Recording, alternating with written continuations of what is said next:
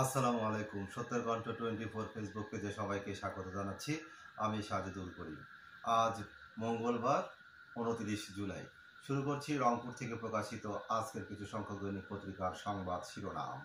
প্রথমে হাতে রয়েছে দৈনিক 52 আলো। 52 আলোর সংবাদ শিরোনামে রয়েছে আইন শৃঙ্খলা বাহিনী ও বেসামরিক প্রশাসনের মধ্যে সমন্বয় বাড়াতে গুরুত্বারোপ। ব্লকেড কর্মসূচি থেকে আলটিমেটাম, উত্তরবঙ্গে বাজেট বৈষম্য নিরসনে অসহযোগ আন্দোলনের হুমকি। দৈনিক 52 আলো।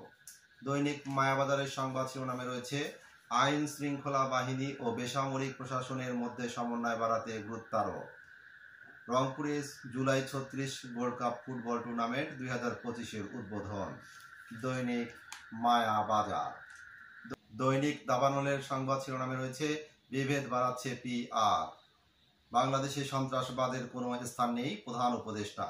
রংপুরে অসহায় ও দুস্থ শতাধিক নারী, পুরুষ ও শিশুকে সেনাবাহিনীর বিনামূল্যে স্বাস্থ্যসেবা। দৈনিক দাবানল।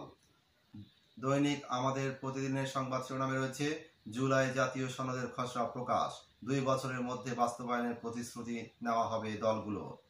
বাংলাদেশে সন্ত্রাসবাদের কোনো স্থান নেই, প্রধান উপদেষ্টা। দৈনিক আমাদের প্রতিদিন।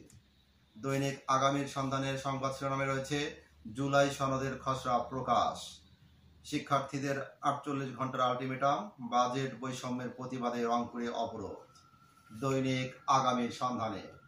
দৈনিক যুগের আলোর সংবাদ শিরোনামে রয়েছে বিদেশি ঋণ পরিশোধে বাংলাদেশের রেকর্ড, মার্কিন রাষ্ট্রদূতকে প্রধান উপদেষ্টা, সন্ত্রাসবাদে অন্তর্বর্তী সরকারের নীতি জিরো টলারেন্স। দৈনিক যুগের আলো। এই ছিল রংপুর থেকে প্রকাশিত আজকের কিছু সংখ্যক দৈনিক পত্রিকার সংবাদ শিরোনাম।